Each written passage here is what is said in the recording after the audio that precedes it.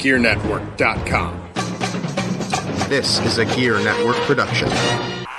It's that time of year again, folks, the dog days of summer, and time to think about back-to-school shopping.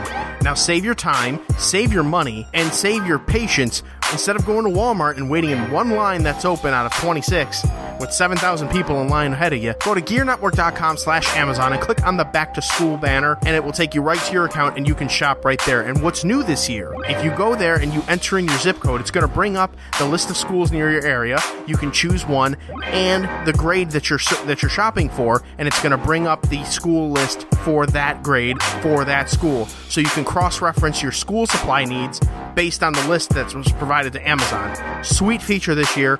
Saves you a lot of time. Again, GearNetwork.com/Amazon. Click the back to school link. Do your shopping through there. It helps us out. It helps you out. And it definitely does not help Walmart out, but they don't need help anyway. So, again, thank you for bookmarking and saving and sharing our links to Amazon through GearNetwork.com. The fuck you going? I'm leaving. Fuck this shit. Okay, bye. Fuck all this shit. I'm done with this show. I'm done with everything. I've got an Excite show to get to on Saturday. I've got All In the week after to watch. And at my house when I'm drunk. Yeah, well, you'll be drunk, and we should probably talk about those events tonight. Oh, how you're going to lose a shit ton of money at poker to me while I'm drunk? Okay. Maybe so, because you don't know how to play otherwise. And then we have a wonderful interview with a former 2CW champion tonight. It's going to be pretty cool on The Wrestling Show.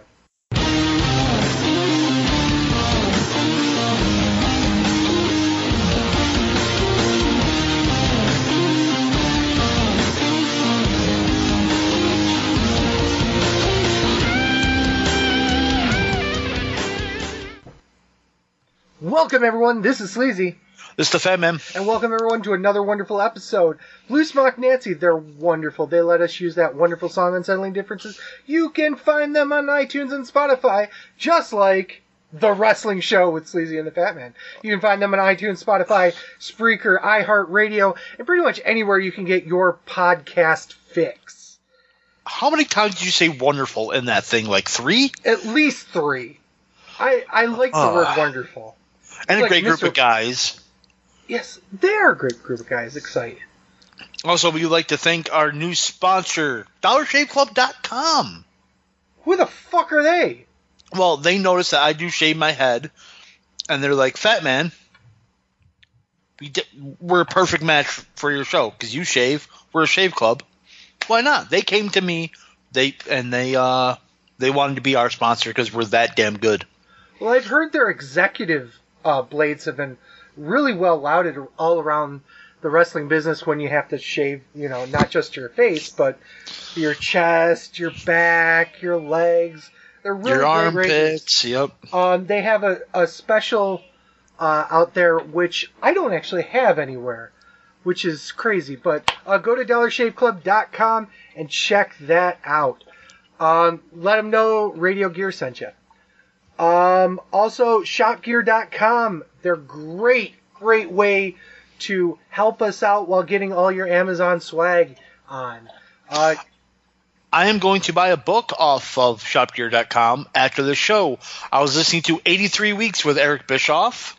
Ooh. And their latest show was about the last Nitro, and I don't remember what the guy's name is, but he wrote a book all about Nitro, and they put over hardcore about it's the most in-depth WCW book ever, and it's like the most non-biased.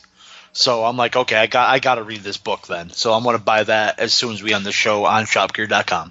That's pretty awesome. I just put in another order for a couple of different pieces of poker paraphernalia. So that'll be wonderful for that.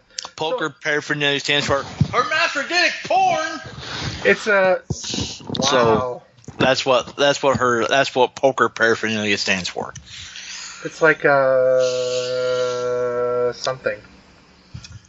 So let's get into this. Let's talk about SummerSlam. SummerSlam? Yeah. No, we're gonna do the show before it. Why? Because it's the better show, so we can shit on SummerSlam even more. Okay, I'll give you that. All right. Plus, my OCD will kick in and making the show before, and yeah, that's okay. That's weird. All right, NXT Takeover 4. Brooklyn 4. August 18th, obviously in Brooklyn. The show opened up with the NXT Tag Team titles. Undisputed Era defends against Mustache Mountain. I heard that this was one of the best tag team matches ever before I even watched it. It wasn't to me. It was still a great match, but to me I was just like, best tag team match ever? I think we're going to have some fights on this show. Mainly because I think there was a lot more of little tiny shit that happened on the show that, unless you're watching the weeklies for NXT, unless you're really, truly, truly following the product, you kind of miss stuff. The whole towel thing was a great example of that. But, I got that. Yeah, it was a callback. Yeah. But there's other matches on the show that would be more prevalent. I really, really like the match. Would I say it was the best tag team match on NXT history? No. But it was a really, really good match. I think that everyone got a little... The hype train kind of pushed this over, I think. Okay, so just to set a little background, I watched this show actually Sunday night while SummerSlam was still on, because I went out Saturday night. Bastard. So Saturday night, summer night out, I watched this Sunday night. And I knew what happened because I don't care about spoilers or anything. And I was reading reviews. I read 3 reviews, and all of them gave them 5 stars, and it was the best tag team match in NXT history. And I'm like, okay, so I watch it, and I'm like, no, it wasn't. It was still a great match. I give it 4.25 stars. But spoiler, that's only good for the 3rd best match on this show. Spoiler alert.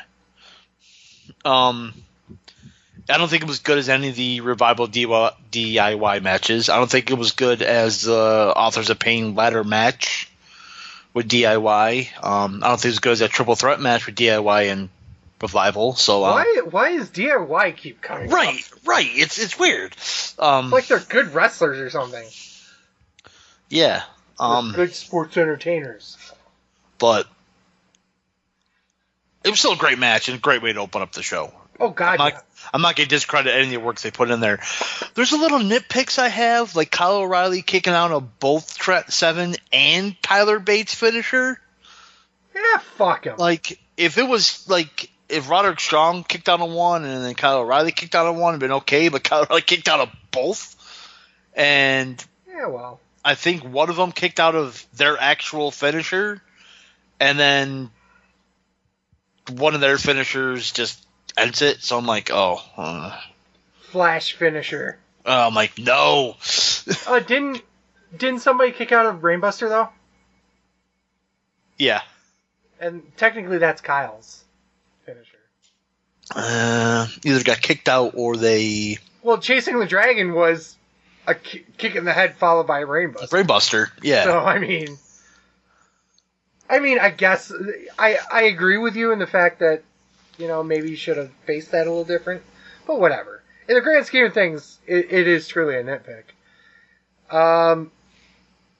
What was next after this? What'd you give this? Oh, I gave it 4 stars. So I rated it higher than you. Yes, you did. And I'm the one bitching about it more. Yeah. EC3 versus Velveteen Dream. All right, you start with this one because I want to hear what you have to say about it. Well, first of all, now here's the crazy thought I thought. It's the worst match of the card, and I still gave it 3.5 stars. You overrating piece of shit. No, I really liked it. I really did like it. It built up. It was really nicely done. The finishing sequence was pretty amazing. The Death Valley Driver on the apron followed by the elbow was just phenomenal, I thought. What a way to put over what's basically two moves that are pretty much been overdone to hell and back. But the man knows how to reinvent himself over and over and over again. I was surprised that Velveteen Dream actually went over. But I really, really liked the match.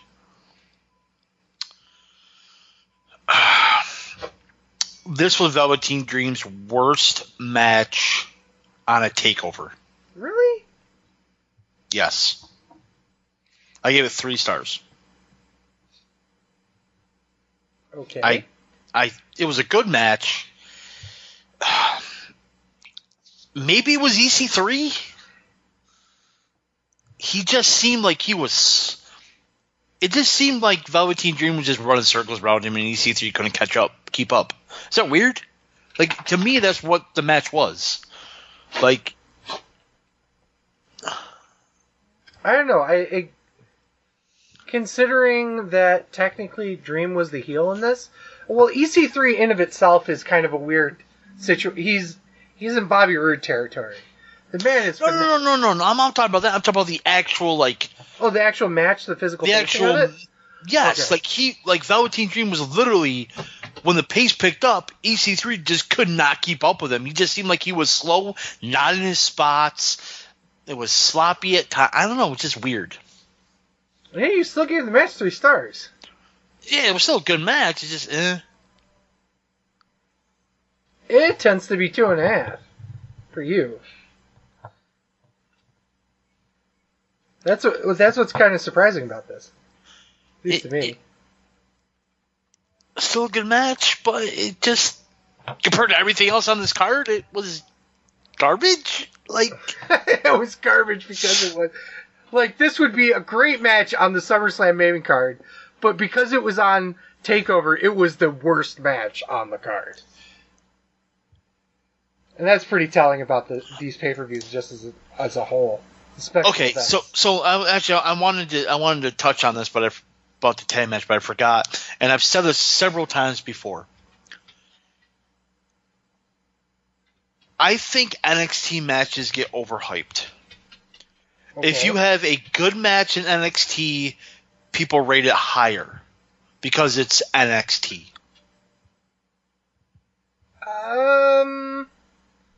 I disagree with that to an extent. If you say, I even think I did it here. Say EC3 and Velveteen Dream had the same exact match at SummerSlam, that match probably would have been 2 stars. But since it was on NXT in front of a hot crowd, the match rating goes up. Well, we've had this discussion before that sometimes crowds matter. Crowds make an average match good. So, but I'm just saying that's an example of it. Like, I don't know, what's another example? Nakamura versus Zayn from Dallas. Everyone gave it 5 stars. I think I gave it like 4.25. And everyone's like, it's just the best match of the year. It's the most amazing match. And I'm like, no. I don't think it was even top 5 that year, was it? Not for me. I'm pretty sure it wasn't top 5 for me.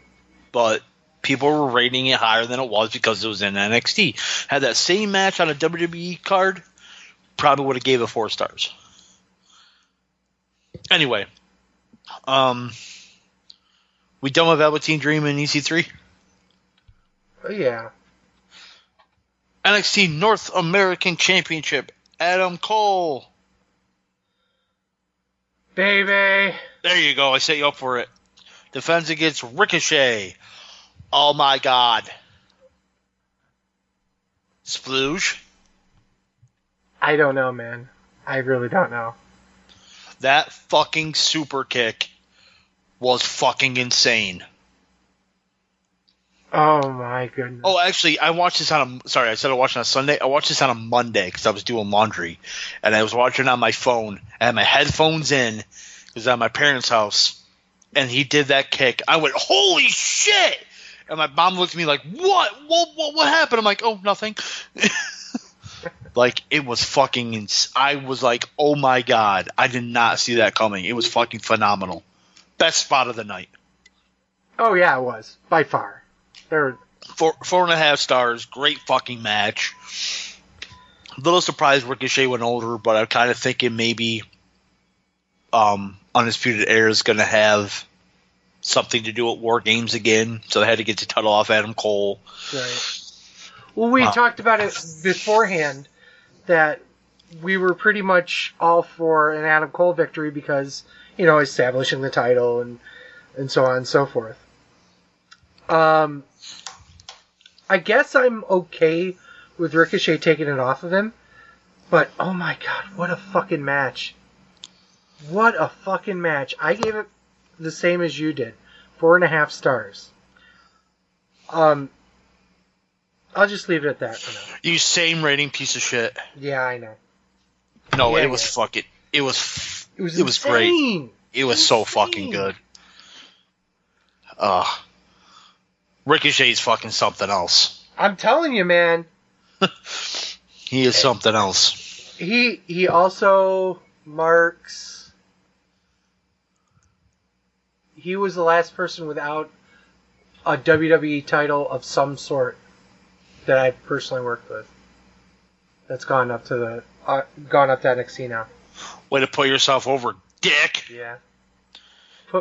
Hey, I'm a fucking driver, man. Well, that's what I do. I definitely know you're gonna fucking overrate this match. NXT Women's Title. Shayna Baszler defends against Kairi Sane. You're the women wrestling enthusiast and have an Asian fetish? Okay, well, there you go. Considering I thought that this match was the second worst on the card. Me too. Just by sheer fucking amazeballs that was everything else. I still gave it 4 stars.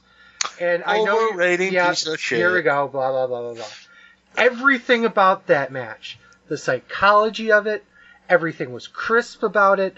There was multiple callbacks to different things that happened in NXT from the literally the year-long rivalry that they've had since the Mae Young Classic. They've called back to shit from there. They called back from more recent stuff. They've called back to even just random stuff recently. It was amazing. And Kairi's reaction to it, and I don't know if it's just the international stuff, because Asuka does the same thing, Knock does the same thing, where they're a lot more expressive in the ring. And Kairi's probably the best of that in NXT right now.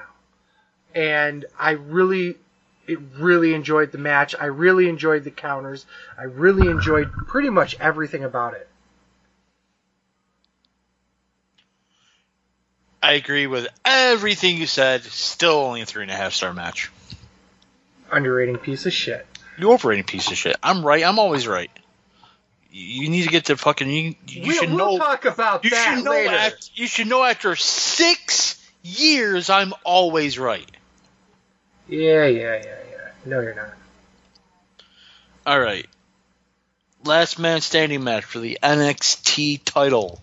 Tommaso Ciampa defends against Johnny Gargano. Okay, let me get the bitch out of the way, okay? All right, so get you out of the way, okay. That means you have to run the show. Oh, sorry. My bad. Fucking Hall of Fame asshole. Here's the thing.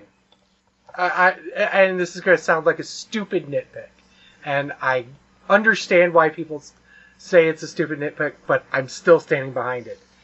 Tommaso's down at 8, okay? Twice he's stood up while he's been handcuffed, okay? So he knows that he can break the count by standing up. He's sitting on the floor at 8. Gargano decides to be super stupid idiot and knee him in the fucking face. Okay? He goes flying off into the sunset, lands on some shit, hurts his knee, blah, blah, blah, blah, blah, and they're both basically out. Why did the count restart? WWE. In theory, Gargano won the match when they counted to 2. Because Ciampa had already been out for 8. So, that's my only... It happens in every last man standing match. It pisses me off because everything else about this match was flawless! Fucking flawless! The imagery was flawless. The match was flawless. The stupid callbacks. The worst fucking spot in the world. The Bully Ray, fuck you, pulling the ring back spot. I hate it. And yet it still worked. Everything worked. Why? Why was this the finish? 4 3/4 stars. It was just edged out Ricochet and Adam Cole. I know if you guys listen to our Chicago show, it's in the archives. You can check it out on Spotify and everything else. I said I hated the Chicago finish because for some reason the referee just didn't want to go into the ring when Johnny Gargano when Tommaso Ciampa was tapping out. I liked this finish a lot better. It was a better finish, yeah. Because now you have Johnny Gargano. Supposedly his knee injury is legit. I don't believe it is. But supposedly he did really dislocate his knee, but I don't think so. I think that was the planned finish to begin with. You have Johnny Gargano, who at the beginning of this feud was like the highest of highs coming off his match. After Ciampa came back, Gargano, Ciampa was still on crutches. Gargano was having NXT title matches and stuff like that. Ciampa comes back. Ciampa has now essentially brought out the worst in Johnny Gargano. And now the role is reversed, and not only is Gargano on the crutches like Ciampa was, Ciampa has the one thing Gargano couldn't get, the NXT title. Beautiful. Beautiful storytelling. Fucking love it. 5 stars. Fucking amazing. Loved it. I can't disagree with it. I really can't. Just the psychology of it. The ending makes perfect sense for the storyline. Perfect sense. Well, so we have the worst match on this 5-match card. 3 stars. Okay? Worst match. What the fuck is wrong with the WWE main roster? I saw that last show. Yeah, it's terrible.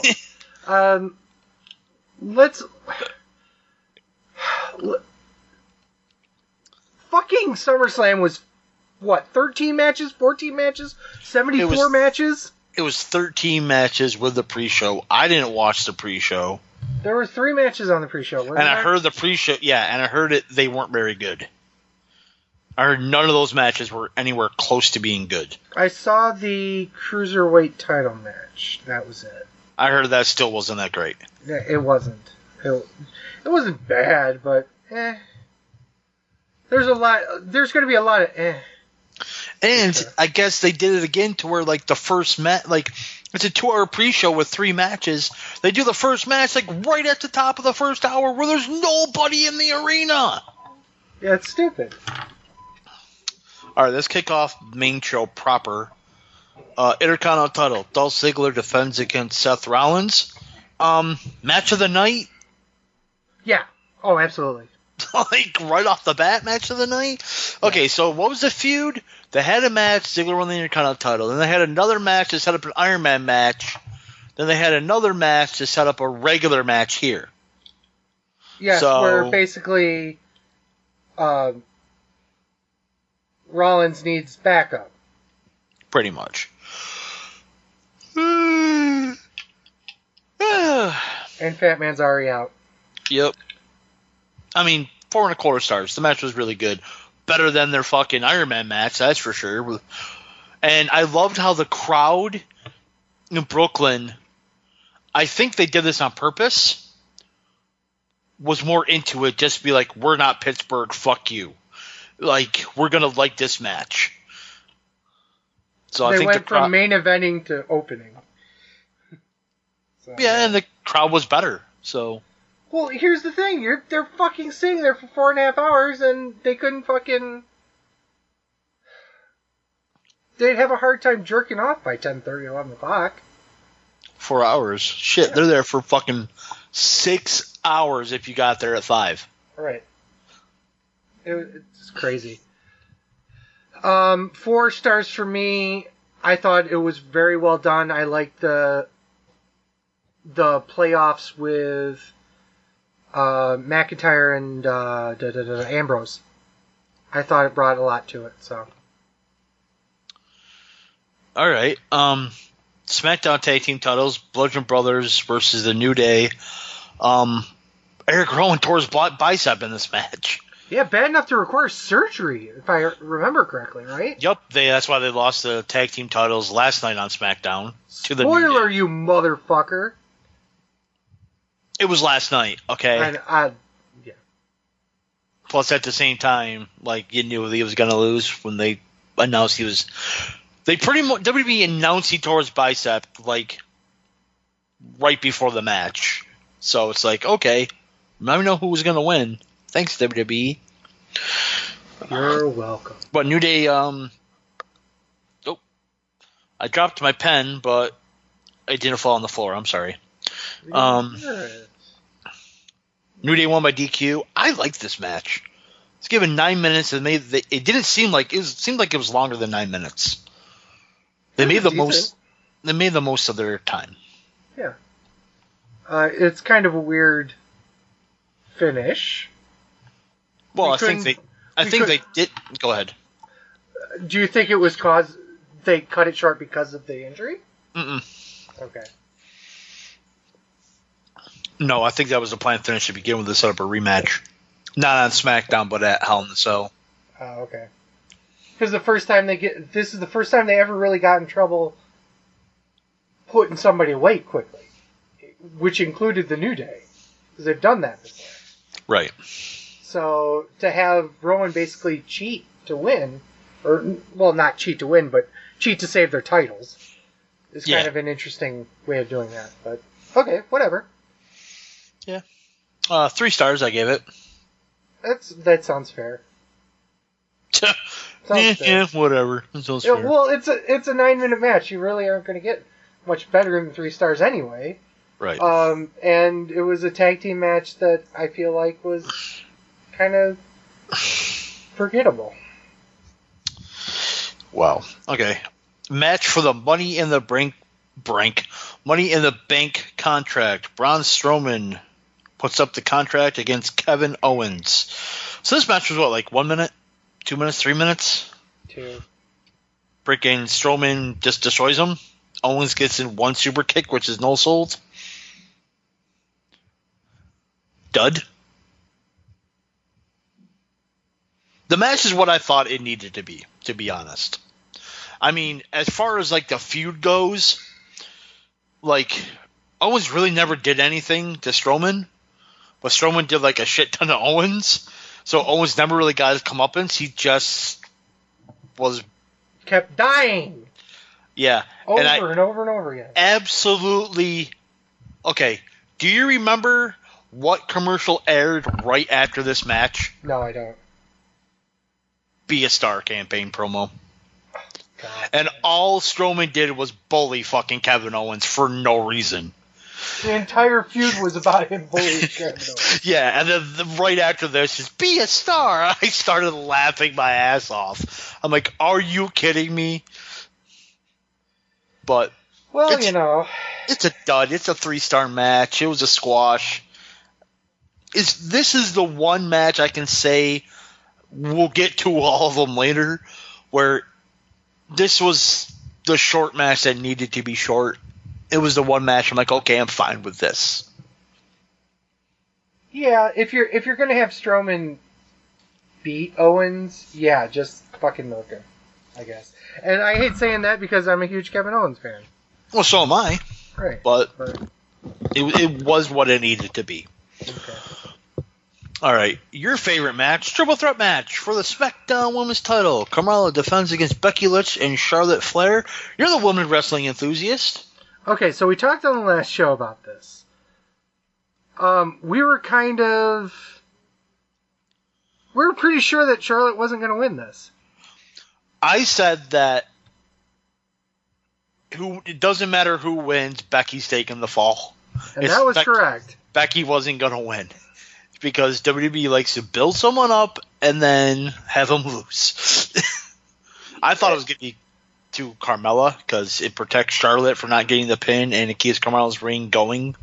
But they gave it to Charlotte. I'm fine with that. I think, though, the Becky heel turn. There was a heel turn? Right. Yeah, exactly. It got the biggest pop of the night. Not well done, sirs. Well, WWE, I report, rumor and innuendo, reports came out that that's exactly how they expected the crowd in Brooklyn to cheer. Oh, so you bunch of fucking liars. So that they're going to switch it to where Charlotte and Becky switch roles on SmackDown. But there's a problem with that. SmackDown was also in Brooklyn. So if they're going to switch them, it's probably going to be next week. But they didn't do it this week. They probably aren't going to do it. A heel turn by Becky Lynch is something different for her. It's a dumb move. It's a dumb move. It's something different. It gives her something. I'm not saying it isn't. Okay, let me put it this way. Turning her heel wasn't the dumb move. Turning her heel on Charlotte was the dumb move. Okay, there you go. Now we got all the after stuff away with. Let's talk about the actual match. I liked it. I thought it was nice. 3.25 stars. I really liked it. I gave it 3.5. I'm shocked you actually rated it that high. No, I was actually really enjoying it, despite the fact it's a fucking triple threat match. No, I really I thought even Carmella shined in this match. I think she was the star of the match, honestly. And fuck you, Brandon Stroud. Carmella is not a better worker than Alexa Bliss. No. Fuck you. No. Not even close. I heard that, by the way. That was a good part. I heard that, by the way. But I thought it was a good match. Nothing really more I can say. Good match. Like, everything so far on the show is what it needed to be, and they've been good matches. 4.25, 3, a dud, but it was a dud that, was expected and needed to be, and 3.25. And then we get to a mid-card WWE title match. Oh, fuck you guys. I was sitting there going, wait, why are they showing a promo for some... You motherfuckers. I don't understand that. The way that it ended, it makes sense to be a mid-card title match. Yes. Yeah, I will step back and say, yeah. We've conditioned ourselves to be more like blinded by the hate. Be like, why is this a mid-card title match? When about 90% of the time, it makes sense. It ends in fuckery. So, I mean... Right. Styles defends against Joe and ends in a DQ. When Styles beats the shit out of Joe. When Joe talks to Styles' wife and kid about how he's going to be their daddy now. The feud was kind of stupid and hokey. But at least the match was better than anything that Nakamura and Styles have done. I guess there's a bit of a fear to have Styles feud with somebody else.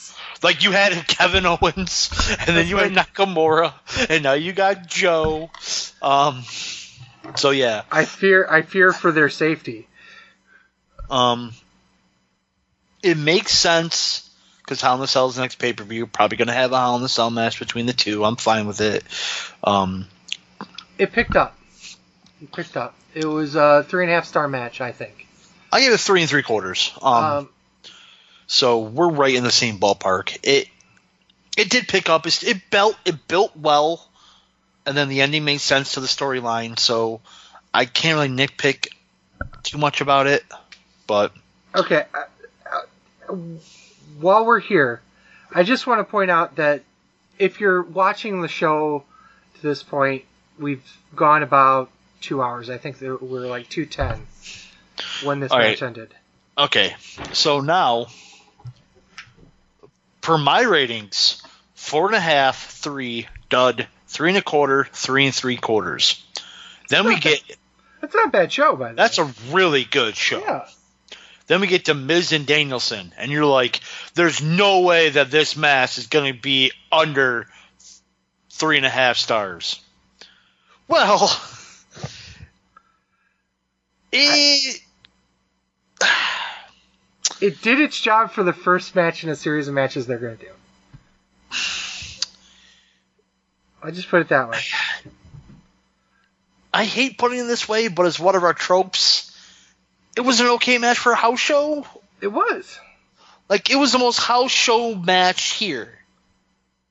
It went 23 minutes, which is way too long right now for this match.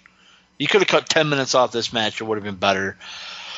I get the finish with the whole punch in the face stupid thing. Miz doesn't like to get punched in the face, and that's how Miz wins with Brass Knuck's punch to the face. I get it. That makes sense. Storyline progression makes sense. But the match just didn't seem to click. They didn't seem like they had chemistry. Right from the get-go, I think like a minute in, Miz misses a fucking bulldog spot. He slips. Yeah, he slips. He completely slips and misses a bulldog spot.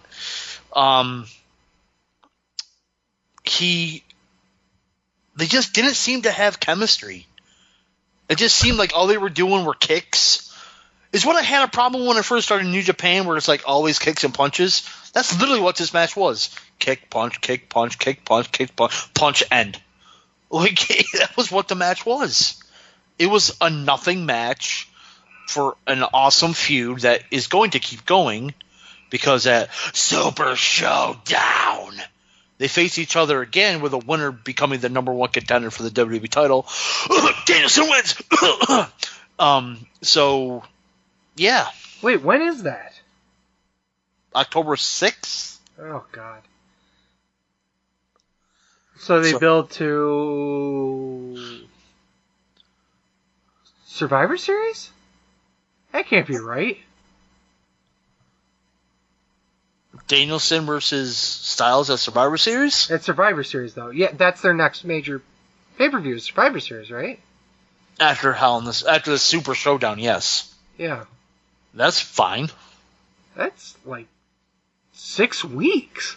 Whatever. How the fuck are we going to tape a show between the two of that? We'll think of something. Watch along. Anyway. Great. I gave it 2.5. What'd you give it? I gave it 3. I mean... you a bitch. Yeah, well, I get why it happened, and I appreciate the psychology of it. But so do I, but the match was still kind of meh. I wouldn't say it was meh. It was meh. I wouldn't meh it. Well, I met it. I know you met it because you gave it 2.5 stars. It was an okay match for Huffman. All right. Finn Balor versus Baron Corbin. Okay, so... Holy fucking A. Okay, so this match went a minute and a half. Obviously, dud. Corbin got no offense. Like, no offense in. At least... Literally, zero offense in. At least Kevin Owens got a super kick in that was no salt. Corbin had no offense in. Now, Travis... I was thinking the same thing Travis was. Because I watched I watched up until the triple threat match, then I had to go to work. Then after work, I watched the rest of the show. And Raw was over by the time I watched Balor Corbin. And the first thing that came, because I didn't know Demon Balor came out at SummerSlam. The first thing that came to my mind was he comes out as the Demon for a mid-card feud against Baron fucking Corbin, but he doesn't come out for a Universal title match against Roman Reigns? I can explain that. He used up his special and didn't realize he was going to have a Universal title match the very next night. He needs to recharge. Here's the thing, though. He beat Baron Corbin as regular Finn Balor the month before. Yeah, so he had to beat him hard. That was so stupid. Like, it was dumb. Like, it makes no sense. They should have saved it for the next night on Raw. It was dumb. It was terrible. To have Roman beat the Demon? Are you serious? Dude. The fucking internet would go on fire. Good for them. They're already on fire. Who gives a shit about them anymore? Fuck them. Wait a second. Roman Reigns is the WWE champion? No, he's Universal? a Universal. Yeah. Wow. Spoiler. All right. Dud. That you're gonna hear that a lot coming up. The word dud. United States Championship, Mr. Dick Punch 2000. Shinsuke Nakamura defends against Jeff Harvey. First of all, what the fuck was Randy Orton doing? All right, so we're talking. Okay, we're in this pattern where we're talking about what happened after the match first. Because the match didn't fucking matter at all. It was a one-star match. It was terrible. Nakamura tries to dick punch Hardy again. Hardy moves. He hits a Shinkasa, wins. There's your fucking match. No, you forgot one part of it. Oh, Jeff Hardy trying to kill himself. Trying to kill himself with the swanton on the apron. Whatever. Yeah, whatever. Him trying to kill himself. Orton's music hits, comes down, gets to the ring, and then when he gets to the ring, not even in the ring, just walks to the ring, turns around and walks back. What the fuck is that? I don't understand it. Just be like, hi, I'm Randy Orton. I need my payday for SummerSlam. Get me on the show somehow. That's how. That was so stupid. Yeah. It was terrible. It was. 1 star. Raw Women's Championship. The absolutely fucking gorgeous Alexa Bliss defends against Ronda Rousey. Squash match number 3. Dud. It was a dud. Like, it was so bad. Like, what was up with Ronda Rousey's makeup? I don't know. That was stupid. I would say, before you say women's wrestling enthusiast, I was not an enthusiast of this match. I didn't even say that. Good. 2. Oh my god, this was bad. Like, bad. Like, somebody was trying to explain to me how what Ronda Rousey needs to be is what she was in UFC, just have short, dominant matches. And I go, well, she looked really good at WrestleMania. She looked actually really good against Nia Jax. And then when she actually has a title match, I know Alexa Bliss is small and tiny, but you couldn't have her have some sort of competitive match. She's had a competitive match with Stephanie McMahon, but not Alexa Bliss? Come on. That makes no sense to me at all. Like, oh, wrestling fans are going to love her if she did exactly what she did at UFC. Not this wrestling fan. This wrestling fan, she's going to win me over by having good matches. And that match was not a good match. I wanted to say this beforehand, and I was right. The reason why they were putting the title on her was to make sure that the Women's Evolution pay-per-view had a big name as a champion. Just before tickets were going to go on sale. Yeah. That's all this was. Oh, I get it, but, like, you couldn't have Alexa Bliss look semi-competent against a wrestler who's only had 2 other fucking matches? Yeah, so she's had... With one of them against Stephanie McMahon? She's had less matches than I have had. What does that tell you? God, that was fucking terrible. Speaking of fucking terrible, Universal title. Brock Lesnar defends against Roman Reigns. Now, so WrestleMania, it takes. We were right. I was right, by the way. You took the under. You were right. Although I get props for saying that there would be at least one spear within. I said he was going to open up with a spear, but he opened up with 2 Superman punches. 3. Whatever, and then he hit a spear. So he goes. Brock Lesnar didn't even hit an F5 on Roman Reigns? Nope. Okay. 4 Germans. 4 Germans. That's all the offense Brock Lesnar gets. So at WrestleMania, Brock Lesnar gets speared like 10,000 times. Superman punch 10,000 times. It took, 3 Superman punches and 2 spears and Lesnar's out? Yeah. In a 6-minute match? He was blown up. Dud. What the fuck was this? Dud. And what we haven't said this, but Strowman comes out before the match, says, "I'm a man. I'm not a heel. I do my shit face to face. Whoever wins, I'm cashing in." And then he doesn't. Then the very next night, he comes out and doesn't do the face shit. He just comes down. And then distracts Roman Reigns to almost lose to regular Finn Balor. And then he goes to cash in. So he never really did it face to face. After one day before saying he does shit face to face. Right. Never mind the fact that the whole stipulation. By the way, okay, let's talk about what happened on Raw. He technically cashed in. Did he? See, I didn't watch Raw this week. Because they said that he's cashing in his money. The bell never rang, but he said he cashed. Like they announced it, he's cashing in the briefcase. And then the Shield, Dean Ambrose, and Rollins comes down and they triple powerbomb through a table. But they announced he was cashing in. Just because the bell didn't ring, that means he never cashed in, even though they announced he cashed in? In theory, yeah. That's stupid. Yeah, they've done it before, though. Not that way. They never officially announced they're cashing in the briefcase. They'll, hand it to the ref, and then something will happen. They've never been like, he's cashing in, and then do it. Yeah, so technically, true. Since they announced it, didn't he technically cash in it? So he joins the elite group of Damian Sandow and... I mean, he still has a briefcase, but it's a stupid fucking Baron cop-out. Corbin. John Cena. But anyway, So out of 10 matches on the main card, I gave 4 duds. One of them I can get. The other 3 I absolutely fucking don't.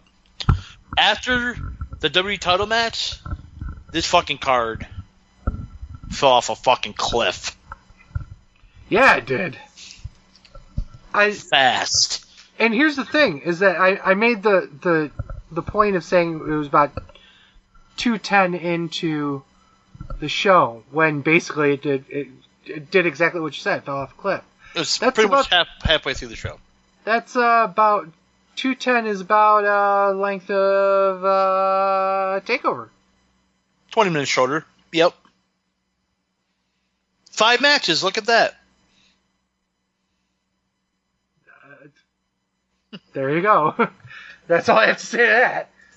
I think I talked to you yesterday. If they would have completely cut Balor Corbin, because with the entrances it was 8 minutes, 9 minutes. Yeah. And would have given. What else did I say to cut? Oh, cut the 10 minutes off Miz and Danielson, and give him that to at least the Universal title match to kind of give it a little bit more pomp, I guess. I mean, 6 minutes for a Universal title match for Brock Lesnar. We needed 10 more F5s, Right. What the fuck? And then give the rest of it to at least a Raw Women's title match to make it kind of semi-competitive, and keep everything else the same. Well, here's the problem with Ronda Rousey. It's the same problem that Brock Lesnar had. Was that Ronda is like head and shoulders above every other woman in the division because of the fact that she comes from a UFC background. And they're having a hard time justifying the fact that, well, the wrestlers can beat the UFC person easily, too. But because she's like female Brock Lesnar, she's going to murk most of the women on the roster. And that's going to be a problem. And it was the same problem with fucking Lesnar because it took 25 fucking spears to beat him. No, it only took 2. Well, it took 2 and a distraction, okay? So, I guess my point is that if he can weather 7 spears in a match, you know, how do you fucking beat him? How does a guy like Dean Ambrose beat him? How does a guy like Bryan Danielson beat him? How does a guy like The Miz beat him? How does a guy like Finn Balor beat him? You see what I mean? Mm-hmm. And that was the problem with having him as a champion for so long, and having him only face Roman Reigns, because Roman was the only one they built up to the point where, okay, maybe, possibly he could beat him. So. Right. And I think they're going to have the same problem with Ronda for the next year or so. If they book her like Lesnar, yeah. Which I think they shouldn't book her like Lesnar. I don't think so either, because they'll just walk themselves right in the same corner. Before we continue, one of the things I do on my spare time is I leave Fat Man off to the side, and I do interviews. And tonight we have a very special guest. Mike Skyros is going to be on. Check out this interview I did just this past Monday with him. So tonight we have the man they call Mike Skyros. Welcome to the show tonight. Man, but thank you, by the way. Made me feel like Sting with that intro. Well, of course, yeah. I gotta put you over somehow, right? Yeah. So, what's been going on in the life of the band of the Moonlight Son? Like always, just staying busy as I can. I got 3 priorities right now. I got music, the gym, and wrestling, and that's all I focus on. So, Mr. 8 making bars sure all himself. those 3 things are good. That's me. The last time I did 8 bars of something, I had 8 bars of Hershey's. Still counts, I guess. I guess it counts. Whatever works, right? So yeah. I know you're a part of Wild Zero. Yes. So you've got some big things going on in October with Wild Zero? Yes. I can't announce my match until they announce it. I'm keeping my lips sealed on it, but just know it's going to be good. I think it's something that people aren't going to, like a match of magnitude, I don't think people expect us to be in, but I know we're good enough. I know we're going to thrive in that situation. We're going to show a lot of people like what's up with us, like what it is we do. So October 21st, Killer Instinct has got something good coming up. So I can't wait for it to happen. And building off what we did last time, I'm really looking forward to it. That's pretty amazing. Killer Instinct has been ripping everywhere a new one. Where have you been in the last few months? What has brought you to this moment? It's funny, like especially because myself and Jacoby went like all the same places, especially doing Brood Squad stuff for so long. We both kind of been doing our own thing, but coming together at Wild Zero to do a tag team match against 2 Infinity and Beyond was really cool for us. It was like a new chapter in what our tag team thing was, kind of figuring out who we are now, because myself as a person and wrestler, I'm very different, and Jacoby as a person and wrestler are very different in positive ways, and we're working to take our tag team to the next level. I've been off places like Southern Tier Wrestling, places like IWF. I've been in XWA in Rhode Island, just all over the place trying to establish myself and show people what it is I do and what I bring to the table. Jacoby hasn't been slouching either. He just had a 4-way match at the last Excite show where he wrestled Isis Effects, Killian McMurphy, LSG, and him and LSG seem to have a little thing going too. I would like to see more of that and where that goes. So we're just staying busy trying to put out our best everywhere we go and show that we're the best in the area. You guys are certainly killing it for sure. Now, we're going to kind of walk through a place that not a lot of people like to talk about. Before you brought, you talked a little bit about the Brute Squad, but before then even, we had a little place that people don't like to talk about unless they are booked there, and that is 2CW. Right. You're a former 2CW champion. That is correct. A lot of people don't know that, actually. I try to let other people say it. I don't like to say it. It makes me. I feel arrogant if I'm like, oh, former 2CW champion. But yeah, that was me. I'd fucking tattoo that shit in my ass, personally. But yeah, I mean, I was there when you won it. Yeah. That was a very historic night, I think. Because if I remember correctly, you beat Ando for it, correct? I did. Yeah. It's wild because Ando had such a long run as champion, and he was synonymous with the championship for the longest time in 2CW. It was over. I know it was over a year. Yes. He had it, and after all that, he faced so many good dudes in 2CW, good wrestlers, and he beat them all. But he went in there with me, and I don't think he was expecting me to come after him like I did, and I picked up the win over him. I know he had an injury beforehand. I took advantage of it, and I used it to win.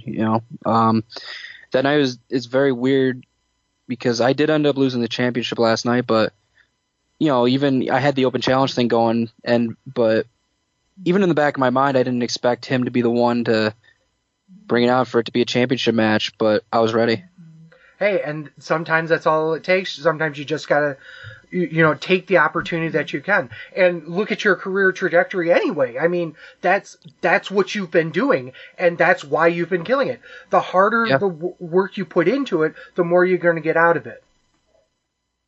Yeah, and when it comes to singles, I've never lost a championship match.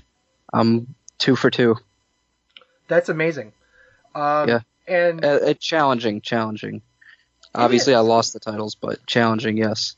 Well, here's the thing: is that the reality is that you've taken yourself to a new level. Because before then, you're kind of looked at as a bit of a laughingstock at some point. And I think that you have truly shown yourself. Even back then, you showed how much of a tenacious individual you are, and how much of a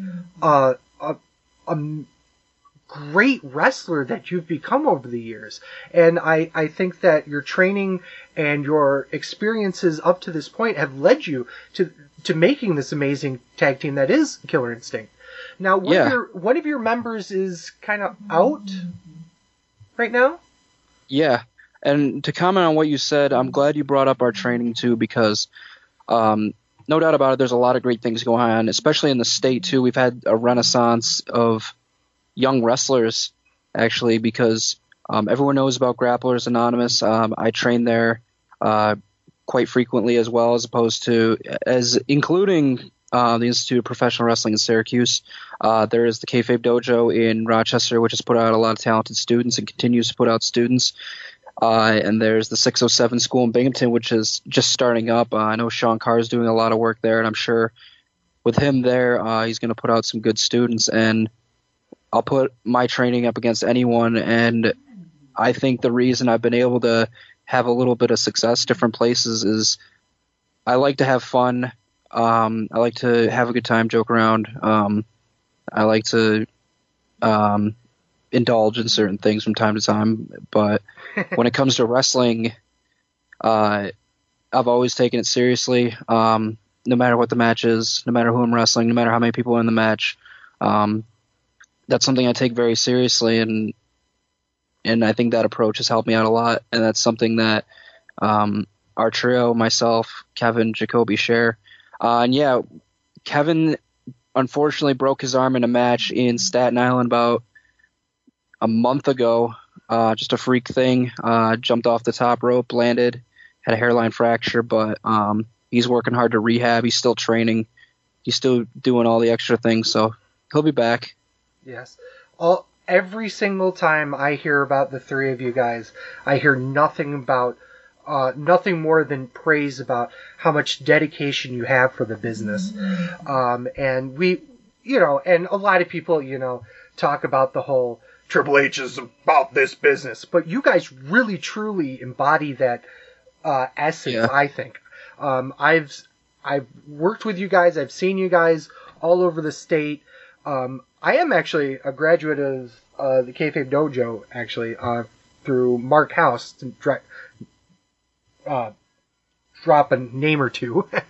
But I'm familiar with him. Yeah, Mark's a great dude. Yeah. But the schools that are around here, even 5-10 years ago, you had basically Kayfabe Dojo, and that was it. Grapplers Anonymous. I take that back. Jay was around. Yeah. Yeah. I'm trying to think. Adam Nowak had stuff going. Yeah. Well, the funny thing is too with Grapplers, like I was there. I was part of like the very beginning of that school because I graduated from the University of Buffalo when I was there. I trained at Grapplers Anonymous in the beginning while I was off at college because I needed somewhere to train, and they have a great school. And it's weird because with all these schools coming out, like you see a lot of Kayfabe Dojo students out there. You see Grapplers Anonymous students everywhere. Yeah. I feel like our school is kind of not the black sheep, but like people don't think of us like that. But the one thing I could say, not a lot of people come out of our school, but I'm very confident about the skill level and the work ethic of everyone that does come out of our school. If you look at our lineage, Isis Effects, Loca Vita, Jason Axe, Jay Freddy, Brute Van Slyke, Kevin Graham, and the three of us are out there now, and we have a new generation of students coming up too. So we want to just go out there and show people that we can thrive and work hard and stand on a card with anybody. And you absolutely do. Every single time you try and steal the show, and I dare say you do it most of the time, if not all the time. So let's talk about a big show that's coming up this Saturday. We have a one-night only event. It's Impact Wrestling and Excite Wrestling come together for this amazing event. It's called Night of the Dummies. There's a whole lot of joking about it, but in all seriousness, it's an amazing show that we've got lined up. Guys like Eli Drake, Moose are going to be on there. Not Johnny Moose, but Moose. Yeah, thankfully. I hear you're going to kind of be out there and say, what's up, I will be wrestling in some capacity on the show. Nothing's been announced yet, so all I know is I am wrestling on the show, and it's going to sound very diplomatic, but I like that a big company like Impact Wrestling, who, don't be fooled, they're a very big company. They got a lot of good things, especially now they're on the ups, and for them to be coming to our area and bringing great talent with them, and us having the chance to wrestle in front of them, I think is very big and is a very positive thing for the area. I think it's something that we need to take advantage of in every way that we can. And I'm really looking forward to being a part of that card. Absolutely, 100%. So let's bring out the whole hypothetical situation here. Killer Instinct, they want to lay out an open challenge to anybody on the Impact roster. What would be the tag team you want on the other side of the ring? Man, I know they already have an announced opponent, but when you're talking about tag teams in Impact Wrestling, you got to talk about LAX. They're going everywhere. They're killing it on shows with every single team they go up against. You got to go against the best, and I think they're the best that Impact has to offer right now. So I would go right to the top with that. 100% agree with you. So before we wrap this up a little bit, how can we find you on Twitter? How can we find you on Facebook? That's a good thing. I'm really easy to find. No like page. I have a Facebook friend page. I post all my stuff there at Mike Skyros. Twitter is at Mike Skyros. Instagram, I'm on a lot, is at Mike Skyros. So the three of those, easy to find there. And email, I have posts on all of those too. But the best way to reach me as a fan or for potential booking is through any one of those. Awesome. We end the interview. This is kind of new, so forgive me for this, but I'm trying to end the interview on 3 questions. Okay. You can answer them. You don't have to answer them, but they're very simple stuff. First Hey, of all, man, I'm not scared. Shoot your shot. Well, we're softballing here. What is your favorite food? Favorite food? Lately, it's been Indian food. There's a good Indian spot in Syracuse that I've been frequenting, and I'm really loving the Indian food. They got a lot of good mix of like carbs, vegetables, meats, good sauces. I love it. Plug them, please. Taste of India in Syracuse, right around the corner from the Westcott Theater. That is the place. They got a lunch buffet, and it's killer every time. I love it. Highly recommend. Your favorite TV show currently on air? Wow, currently? Yeah. I'm still into. I need to finish up Supernatural. That's been my one for the longest time, and I'm slacking on it. But Supernatural's been my show for a little bit.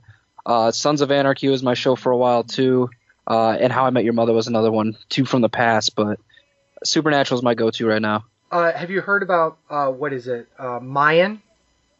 That's coming out? Yes, I haven't had a chance to check it out yet. I'm a little hesitant because I want to see if like they do the original show justice, but I'll definitely check it out at some point. Like pretty much all I watch now, I don't even watch TV shows that much. I watch wrestling and NBA. That's all that's on my TV right now. What's your favorite team? While we're at Minnesota Timberwolves are my team. Okay. If Fatman were here, he would talk to you for about 25 minutes about sports, but unfortunately, I'm just a wrestling fan. Damn. Nothing wrong with that. Last question. If you decided that wrestling was not for you, and you decided to swear off wrestling for good, what would be your other career? Man, it's weird because ever since I haven't even considered anything else. Like, you know, as wrestlers, a lot of us work full or part-time jobs, and we do what we can. But it's like I haven't really thought about it in probably 15, 20 years what I want to do otherwise. But I'd probably try and find a way to work in fitness or work in like media of some sort. I did college radio. I really enjoyed that. If I could break into that and make a living on that, that'd probably be my thing. That's pretty awesome. Well, that's pretty much it. Thank you for coming on the show. You can find Mike all over Facebook and Twitter. Like he said, he has already plugged that stuff. You'll also be able to see that in the liner notes of this episode. But thank you so much for coming on, Mike. Hey, man, thank you. I appreciate you having me on. We've talked before. I always enjoy our conversations, and I'm sure we'll do it again at some point. And I'll see you Saturday. Absolutely. I'll see you there. Thank you. All right.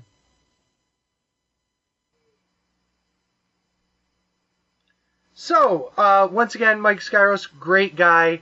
Amazing to get around here. Fatman, I wish you could have actually joined us, but unfortunately work gets in the way, unfortunately. But you can find him on Twitter and Facebook, and you can really check out his stuff. He'll be in Wild Zero. He'll be at Excite this Saturday as part of Killer Instinct. So where we go from here? Do you want to talk about All In? Are you all in, sir? Oh, I was all in last night. Okay. I need an adult. You see, I didn't preface it with your mom. So I was actually being an adult by not doing that. Okay, we'll let it go. So let's talk about All In because it's an. I was gonna say before we start this, Sleazy's gonna be the one to kind of do the bullet points on this. So if this segment sucks, It's my fault. It's his fault. Well, it's funny you should say that because the indie smark in me has to bring this segment up because it is the most indie show of all indie shows. It is like the super indie show. And Fat Man doesn't have any time for that kind of shit. Let's talk about... I'm going to run down the card real quick, and then we'll kind of talk about it as we're going through it. So, obviously, September 1st, it's going to start at 6 in Chicago. There's a 1 hour pre-show-ish. Wrong. That's when the pre-show starts at 6. It's going to start at 5 in Chicago, Really? 6 on the East Coast. We roll on East Coast every day, No, all I'm day. just lowering you. You said it would start at 5 in Chicago. Or 6 in Chicago. It's going to be 5 in Chicago. Just going to lawyer you there. What a fucking dickhead. Ha-ha! So, let me quickly run down the card. NWA World Heavyweight Championship is happening. Ooh. Nick Aldis versus Cody, despite the fact that it was supposed to be title versus title with the Ring of Honor World Championship. It wasn't. The RH World Championship will be on the line as Jay Lethal faces the winner of the over-budget Battle Royal. That will happen on the 0 hour show. Joey Janela with Penelope Ford, we've seen before, versus Adam Page. Okada versus Marty Scurll. Oh my goodness. The Golden Elite, which is the Young Bucks and Kota fucking Ibushi, versus Rey Mysterio, Bandino, and Phoenix. What? Christopher Daniels versus Steven Amell. Madison Rayne, Chelsea Green, Britt Baker, and Tessa Blanchard in a 4-way. Kenny Omega versus Pentagon Jr. You choked there? You dead? Okay, I'm good. I'm good. It's okay. It was a dick flipper starburst. It was a Dick Flair start. We'll talk about Pentagon a little bit later. We will, actually. And Phoenix. Yes. The over-budget Battle Royal, it hilarious fucking name for it, includes guys like Moose, not Moose, but Moose. iPhone. Moose. iPhone. Moose. iPhone. Jordan Grace, Colt Cabana, Ethan Page, Rocky Romero, Brian Cage, Billy Gunn, Jimmy Jacobs, Marco Stunt, and 6 others not announced yet. Also, the Briscoes will be in action versus SoCal Uncensored, which will be Kazarian and Scorpio Sky because Daniels is facing Armel. Also booked on the show, Matt Cross, Maxwell Jacob Friedman, and Best Friends. Also, not booked on this show, Flip Gordon. They wanted to make sure he'll be there. But he's not booked. I have a feeling he'll be part of the over-budget Battle Royal. He's not booked. He'll be there. He's not booked. He'll be there. Neither is this man, Dennis Stamp. I don't even know who that is. He wasn't booked. I don't even... Just because he wasn't booked doesn't mean I don't know who it is. Beyond the Mat. You remember the old documentary Beyond the Mat? He was From in like that. 1999? Yes. Yeah, I'm going to remember a fucking Shindy guy from 1999. He was the best part of the entire film. He starts screaming, "I'm not booked!" No? Nothing? Okay, well. No. We'll leave it at that. But he's also dead, too, so that's part of the reason why he's not booked. He said, and it says, rest in peace, but he'd still be booked before Flip. Yeah, so let's talk about the pre-show. Who do you think they'll get for this here over-budget Battle Royal? Flip Gordon. Other than Flip Gordon. There's 6 spots. That are Chris Jericho? Jericho? Fucking, I mean, they could. Brock Lesnar? Probably fucking, not. Dick Justice? That's probably a good one. Fucking, Sleazy? Sure, why not? Fucking, Conrad Thompson? Probably not. Fucking, Tony Schiavone? Nope. Fucking, CM Punk? I actually was not going to say CM Punk. Really? No? CM Punk and Colt Cabana in the same Battle Royal? Book that shit.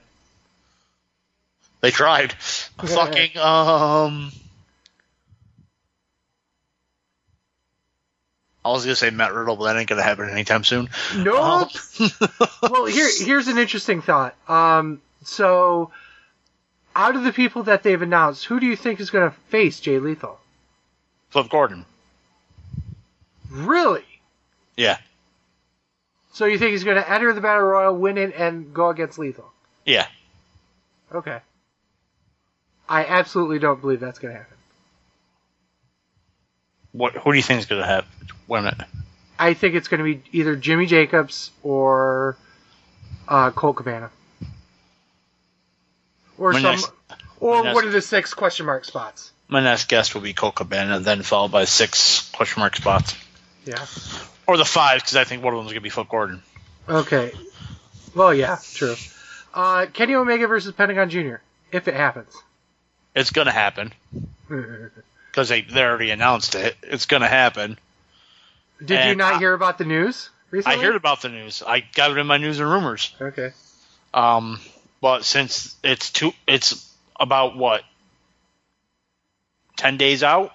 Yeah. They're not going to change it. He'll be there. Unless he decides to no-show it. He won't. He'll be there. Kenny Omega? LOL? Like, yeah. Because of the news, Kenny Omega? Like, well, I mean, the IWGP champion's not going to lose a match. Especially to a guy who's not going to be on the indies much longer. Wink, wink, nudge, nudge. Wink, wink, nudge. Especially a guy, yeah. Fatal 4-Way women's match. I'm going to say Blanchard. I'm going to say Chelsea Green. Okay. Daniels versus Amell. Now, have you actually seen him work a match lately? Steve Amell? Yeah. Yeah? How do you like him? He's not that bad. I didn't think so either. I really see a definite career in him. I mean, I think Daniels is going to win, but... I think Daniels is going to put him over. You think so? You're damn fucking right. Daniels is only like 85 years old, so that makes sense. You'd never fucking know it. Jesus Christ. Daniels will fucking never age. He will look younger than I am when I'm 70. If you get to 70. If I get to 70. That's a big if. But yeah. If I get to 70, I'm not going to look as good as Daniel is when he's like 94 at the same time. Right. Golden Elite versus Mysterio, Bandito, and Phoenix. Golden Elite? I mean, it's their show. You fucking self-marks. Why don't they just make a belt and give it to themselves on top of it? Oh, wait. They did. Okada versus Skrull. Whew. Now that is probably going to be the toughest one to predict. Is he, I'm going to say Okada. Is Skrull IWGP Junior or no? No. Who's currently a junior champ? I thought it was Takahashi when he broke his fucking neck. Yeah, I thought he dumped it, though. So I don't know if he dumped it or if he I don't know what happened about it. Oh. Let's find out. Because it was Ospreay, then Ospreay lost to Takahashi. I don't know. That's interesting. I don't know either. I'll have to look. Google knows. Google will know. But in the meantime, Joey Janela versus Adam Page. Page. I think they're going to throw it on fucking Janela. Throw one on him. The win? Adam Page is part of the Bullet Club, right? Yes. Ding, ding, ding, Adam Page wins. But it's Joey Janela. But it's Adam Page. At an event his buddies are running. He's winning. It's not like they're going to run in on every fucking match. This isn't the NWO. They split up like the NWO. Alright, whatever. Yeah, wired. Lethal versus the Battle Royal winner. Lethal. Doesn't matter who it is. Doesn't matter who it is, Lethal's winning. Okay, the NWA World Heavyweight Championship. I think this is the most easiest one to predict. Nick wins. No, Cody wins. Oh, God, no. Mm-mm. You don't think so? Nope. I think, I don't think Cody's going to go to fucking, like, Spartanburg, South Carolina to defend it.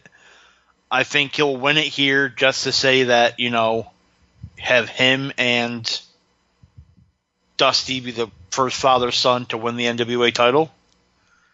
And he'll lose it back to all this at, like, either Championship Wrestling from Hollywood or an ROH show. Like a couple months down the road. It won't be a long run, but just give it to Cody for a couple months. And then he's, what? Goes to CZW and defends it against Ricky Shane Page or something? Yeah.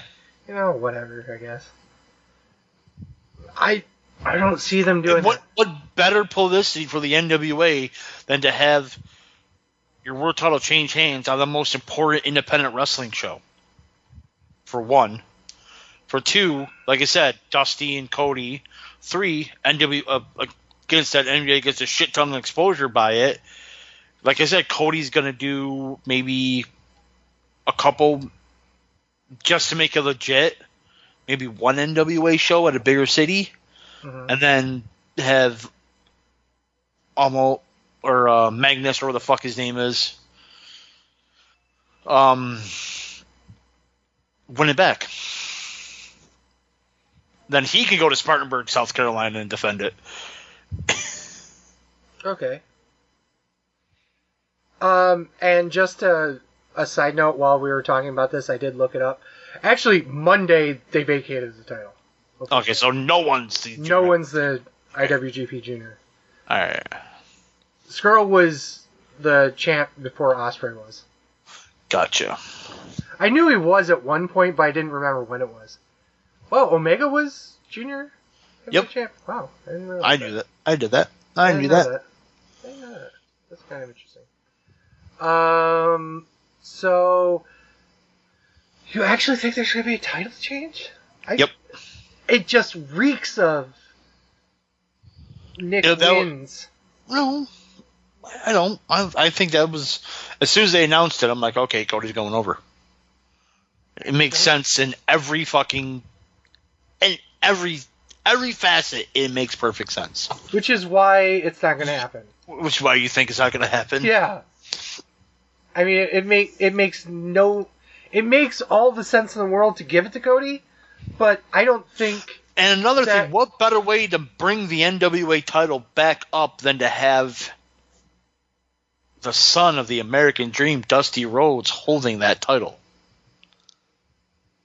Yes, but you're still talking about the NWA. And I don't really think that Billy Corgan... Recently they've done partnerships with ROH. So they did partnerships with CZW, and they did partnerships with TNA even. Yeah, I know. They're going to bring the 10 pounds of gold to fucking Excite, too.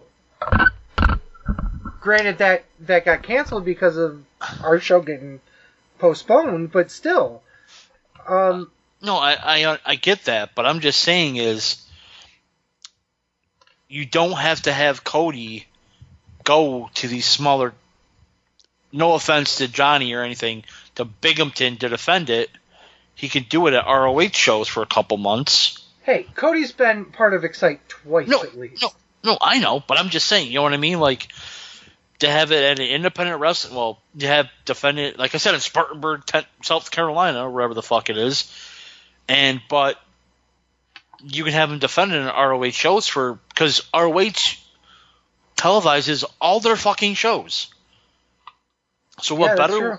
So what better when their fucking Honor Club works? So what better exposure for the NWA than to be on ROH for a few months? To be on the streaming site that doesn't really work, and half the time they said... What streaming site does NWA have? Oh, Global Wrestling Network, of course. Oh, no, wait, they don't. Well, WWE Network, of course. Oh, well, wait, they don't. Point taken. Powerbomb.tv? So, point taken. So, it gives you more national exposure than you've had since the TNA era. It makes absolutely perfect sense to put Cody Rhodes on it. If I were Billy Corgan, when I make that match, I go, okay, we're going to have this match, Cody, you're fucking going over. I would not hesitate to do that. Yeah. I mean, I'm not against it. It's just, it doesn't seem like something that they would do. We'll see the first. Yeah, we will definitely. We will be watching it live on... Honor Club, if it works. If it works. If it doesn't, well, oh well. What else we got? That's it for shows running down. News and rumors? Yeah, let's do news and rumors. Oh, before we actually talk about news and rumors, I wanted to talk about, real quick, what I had said beforehand.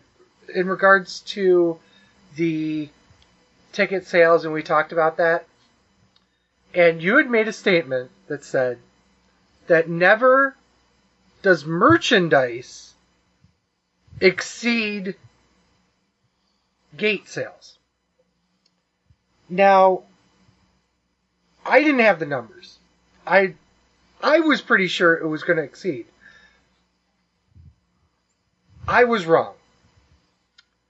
But you were wrong as well.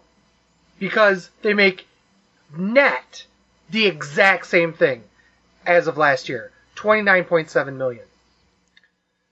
And one of the reasons why they get so much money in terms of merchandise isn't because of the actual merchandise, but the licensing. They make nearly $15 million on licensing alone. It costs a lot of money to run a house show, as you and I both are very aware. But I found it very interesting that they make so much money between the two bits, but doesn't even come close to their TV deal, obviously. And this was 2017 before they signed the big TV deal. They're still making over $100 million a quarter. And the WWE Network, which makes over $100 million a quarter. So you're saying that they do the same numbers? Yes. Does that mean that to the million? Does that mean that merchandise did more than ticket sales? It did the same. But did it do more? They did the same. Therefore, never in the history of wrestling has merchandise outsold ticket sales. Lawyered. Except you're still wrong because in TNA it did. Because you didn't specify WWE. And you still didn't specify WWE. That statement, you said never in the history. We were talking about WWE last show. You brought it up this time, talking about WWE. I don't need to specify WWE. Therefore, lawyered again. Let's move on to news and rumors, shall we? You still lost. I did not lose. Continue Not on. at all. You still lost. Not at all. No, it didn't. Okay, so we'll send it to the fans. Who won this fight? I did. Hashtag I'm the only one Sleazy listening to or this hashtag anyway, Split? Then you better start hashtagging Fatman, you fuckhead. Oh, I will. Speaking of Pentagon Jr. and Phoenix, they've been pulled from an MLW show in October because of circumstances under MLW's control. Now, does that mean they're going to WWE? I don't think so. Huh? I'm not sure. I don't think so, though. You bitch. There was something else about that, too. What was that? They no-showed a show up here. Did they? I didn't read that. Oh, so was it? You didn't hear about that? No, I didn't. Okay, so that's what the joke was beforehand, whether or not they were actually going to make it. I get it. So yeah, Pentagon no-showed. Oh, I gotta go find it now, real quick. But they no-showed him and Phoenix. No-showed an event up in California, I think it was. I'm sorry, I'm trying to quickly look for it before I say this. Fucking A. Oh, Matt Riddle signed. We talked about that last show. Well, it wasn't official. Yes, it was. No, it wasn't. Yes, it was. He was signed. He signed. God damn it, where the fuck is it? Yeah, so anywho, they no-showed a show. Pentagon basically told the promoter that he injured his back the week before, didn't think he could make it. The doctor said he should rest it, and because Phoenix and Pentagon fly and work together, they both no-showed the show. Then there was some kind of bit of rumor-ish thing that happened that said that both Pentagon and Phoenix worked the show in Mexico. Oh. Yeah, so... From what I read was that they got pulled from the MLW show due to circumstances underneath their control, and that they were in negotiations with WWE. That's what I read.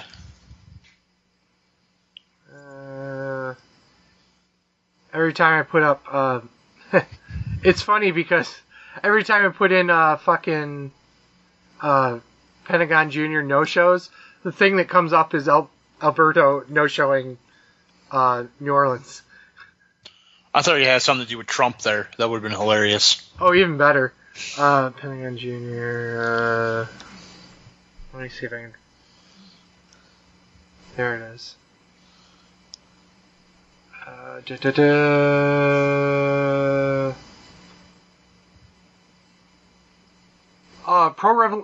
It was Pro Wrestling Revolution. Really? Yeah, so this was up in, UK. So this is what he said. I really don't want to have this happen, but it is what it is. I'm getting texts and DM about Pentagon OM, who was Pentagon Jr., and why he was not at Pro Wrestling Revolution King City August 18th, and asking if he was ever hurt. Pentagon told me he hurt his back in Nakupala when he slipped on beer that was on the floor and required medical assistance on Thursday night. When I spoke to him on Friday morning, this is what he told me. When he spoke, he was at a chiropractor getting adjusted, and he called to tell me that his doctor told him he needed to rest his body for 4 days. I offered him to still get paid and arrive to the show as promoted, but did not need to wrestle. He said it was too much on his back to fly and then drive to the venue. He sent me a video on Saturday morning that we aired on our live stream and aired the audio of the fans at the show. I can only take him at his word, as he told me, right? But now I'm getting questioned if he was hurt or not, and I understand people are upset that he didn't come. Here's the link I'm being sent, but I'm not the one that should be asked. You decide for yourself. I apologize to our fans that happened, but I can't apologize for what happened tonight. And he claims that that at some point that he was working a match in Mexico instead. He didn't want to make the flight out to PWR.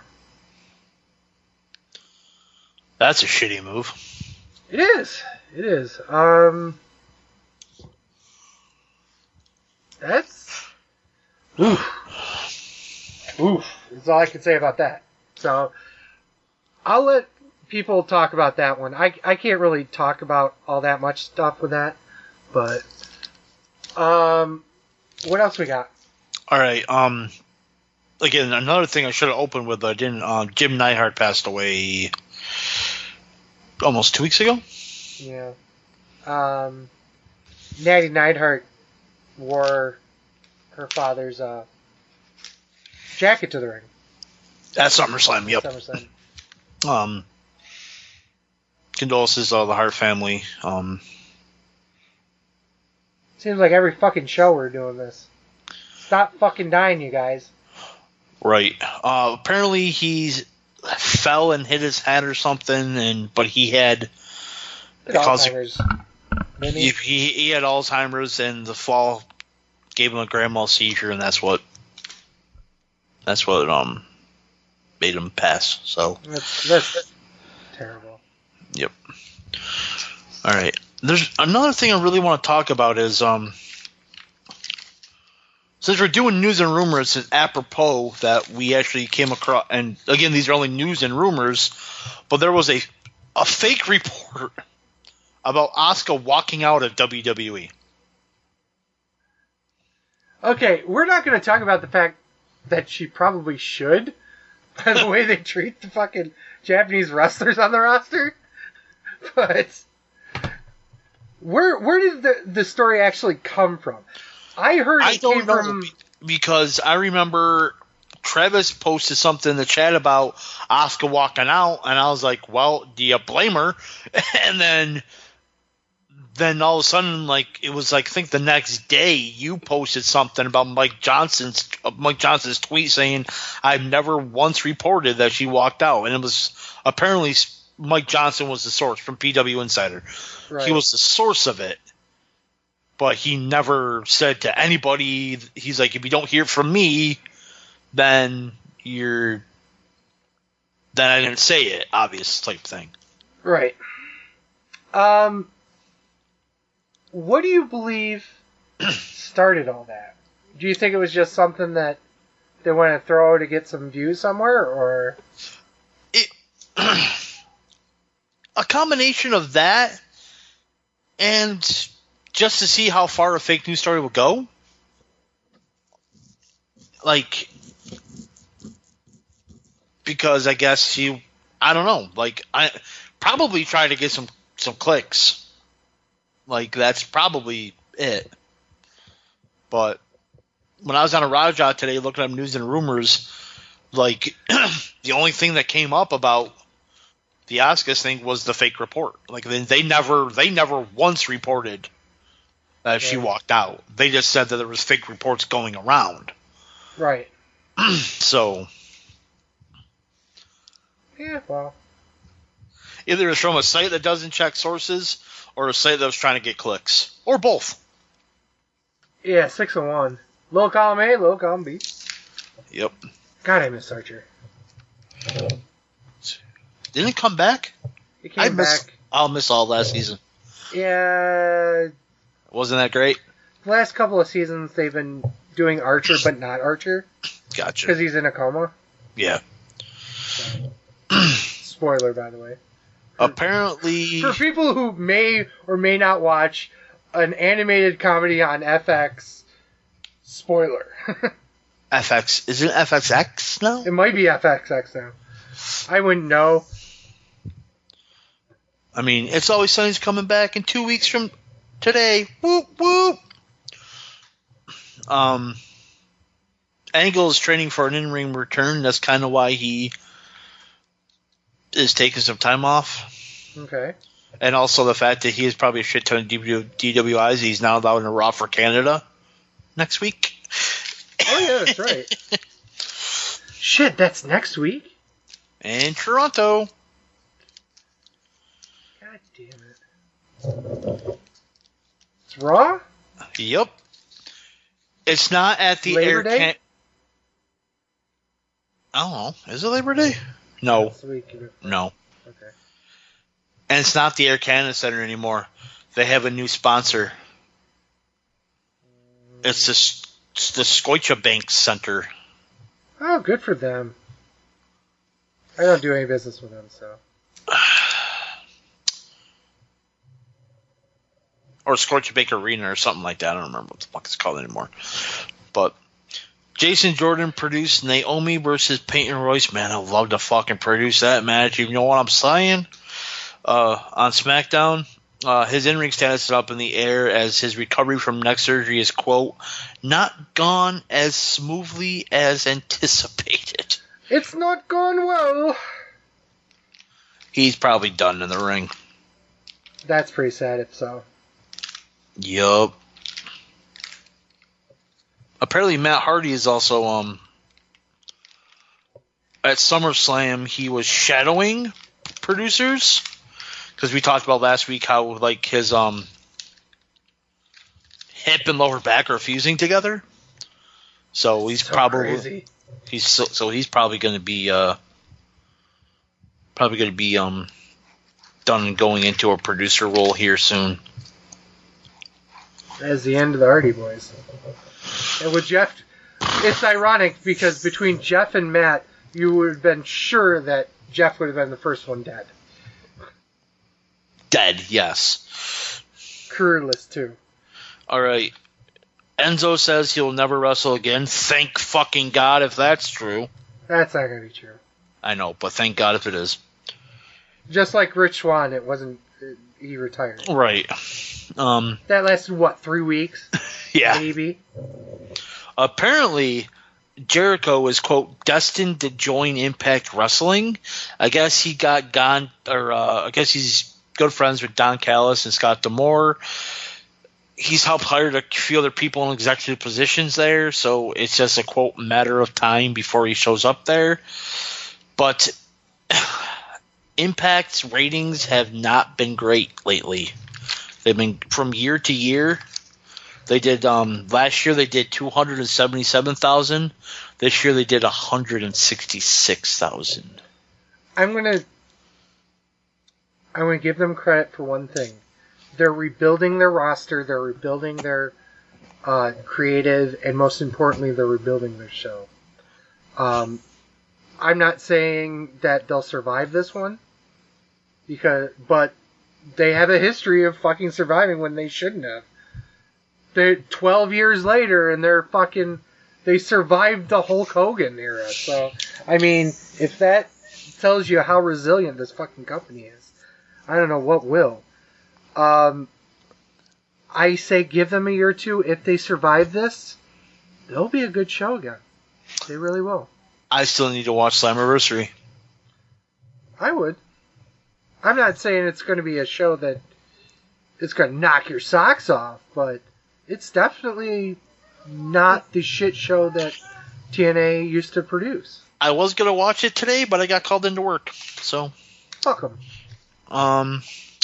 Speaking of Jericho, he actually pitched a match for SummerSlam. What was this? An Intercontinental Championship versus Intercontinental Championship match. Ziggler versus Jericho?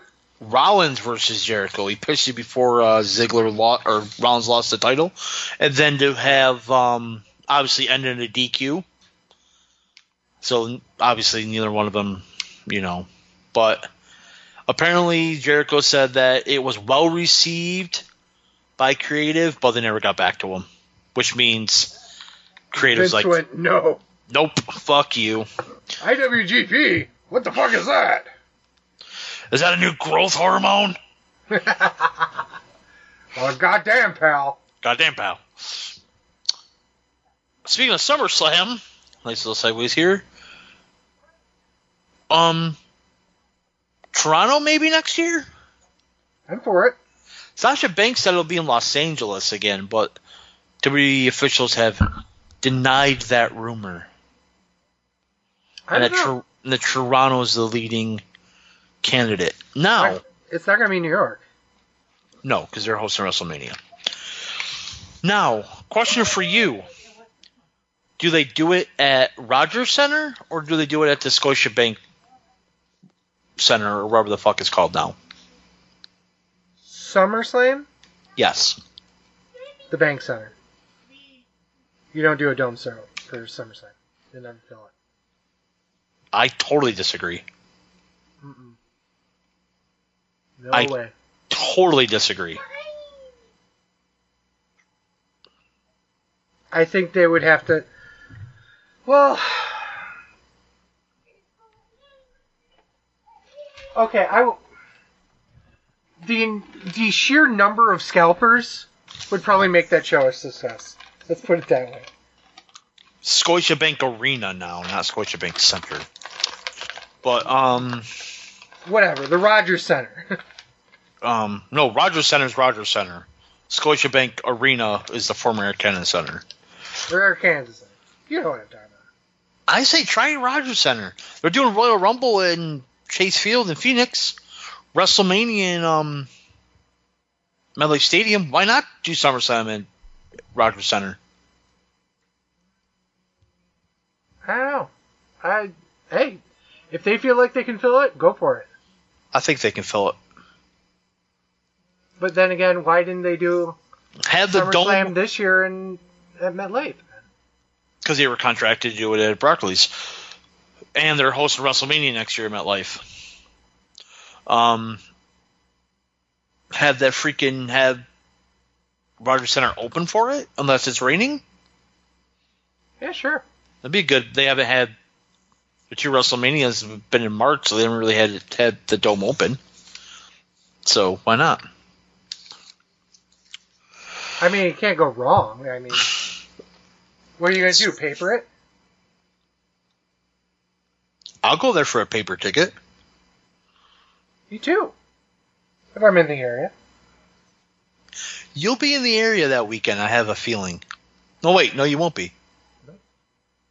I forgot. Probably not. Probably not. I forgot. We still go. Good alternative for not going to WrestleMania, like you said. Yeah. Seth Rollins, because remember last week I said the rumor about The Rock being at WrestleMania? Seth Rollins says WWE doesn't need The Rock. They don't.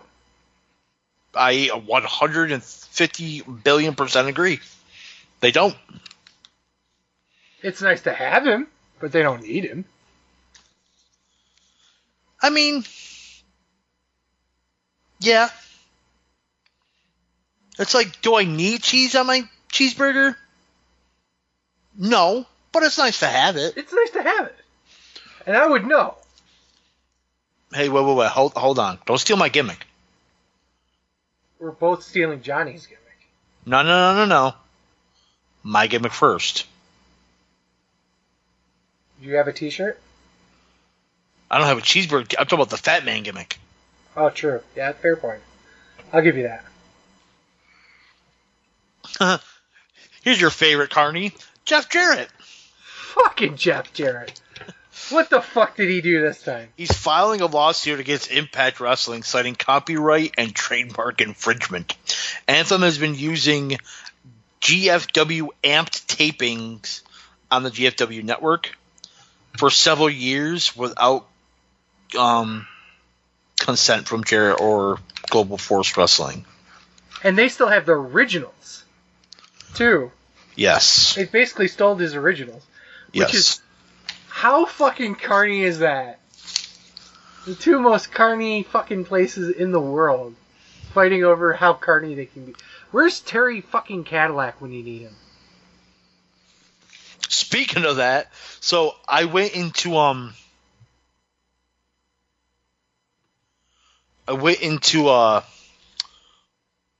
can't believe I'm saying this on there, another liquor store because my liquor store didn't have the wine. The one in Clifton. They had the wine that I wanted. Right. For my Michelle. And there's a poster for a UW show. September 1st at 7 o'clock. Really?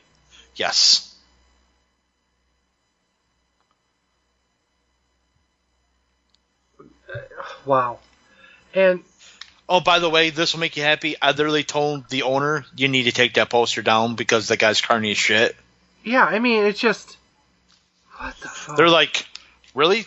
I'm like, I can't really go into specifics on air, but I told them what I know about the guy. And they're like, so we don't get sued by him. right. So they're like, oh, and that was their response. So I don't think they care. They might be a sponsor for his show, but even if they're a sponsor for a show, you got to know what that guy's fucking like. Right. So I just told them, listen, this guy's a piece of shit. Good. So. And I'm always down with hearing fuck Terry Cadillac. So fuck Terry Cadillac. Did we fuck Dave Meltzer yet? I was just gonna say, I don't think we said fuck. I've not fucked Dave Meltzer. Have you fucked Dave Meltzer? Not yet. I mean, I'm never going to fuck Dave Meltzer, but fuck Dave Meltzer. Dave Meltzer. Got to get that contractually obligated, man. Yeah. Anything else we need to hit? 3 more points. Okay. Let's talk about the Shield reunion that happened on Raw. It's not going to be just a 1-week thing. Apparently, it's going to go on for months, and the end game is going to be pretty much the same thing with Rollins turning on him, but Ambrose doing that. Okay. So pretty much have them all in the ring celebrating with a chair, and Ambrose hits Rollins instead of Rollins hitting Ambrose. I guess that's the... How about Roman hitting both of them? Ha-ha! Yeah, okay. And I got 2 Fist Brothers. female variety things here. Ooh. Reports are that Renee Young did a fine job on commentary, and which she did. Might be added to the announce team full time. That's how much they liked her. I mean, he's better than fucking Coachman and fucking Booker T and Dave Otunga. Wow, racist much? I mean... And Percy Watson. Why don't you say Percy... And him. Oh, I was going to say this when we mentioned NXT. How useless is fucking Percy Watson? Absolutely. Completely useless. Like, I say that every fucking show, but he's completely fucking useless. He never chimes in at the right times, and when he does finally say something, it's something either Nigel and Morrow already said, or it points the obvious that it doesn't need to be said. Yeah. Just have Morrow and Nigel. Yeah. And 4 years ago, when we were watching ROH, and Nigel was a commentator, like, oh, fuck, he's terrible. No, he's one of the best. Yeah, well, I don't know what the fuck happened. Somebody's gotten into his ear. Must have been. So he's produced better. Oh, God. All right, last bit. It's about the Evolution pay-per-view. Ronda Rousey versus Nikki Bella. Rumored. Because they're the 2 most highest profile women on the show. So they're going to face each other to get more views. What? Yes.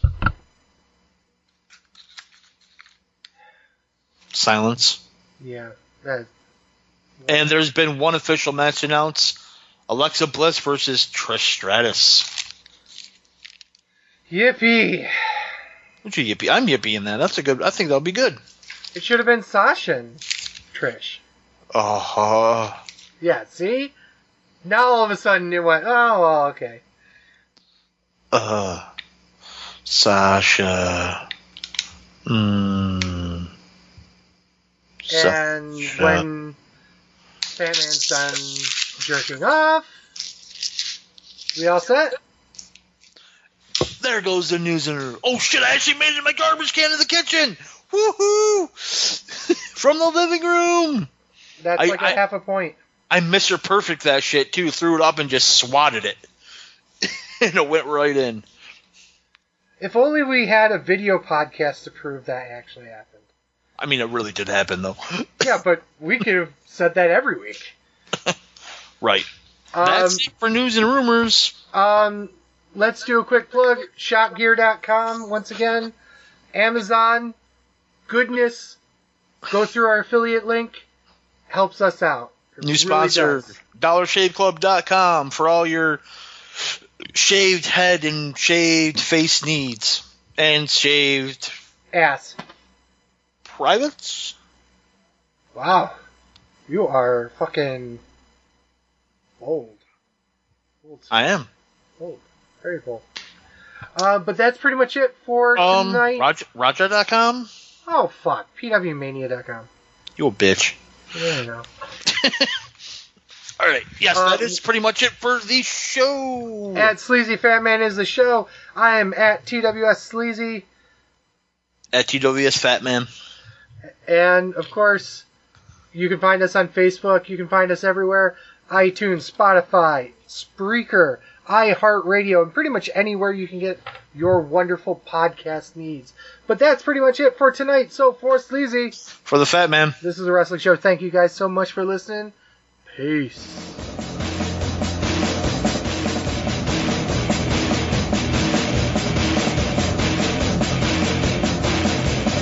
I'm the truth that you seem to run from. I'm an army of one. I'm a clip in your gun. I'm the pain of the game. The blood shedding your name. When there's nothing to gain, all the world gonna stand.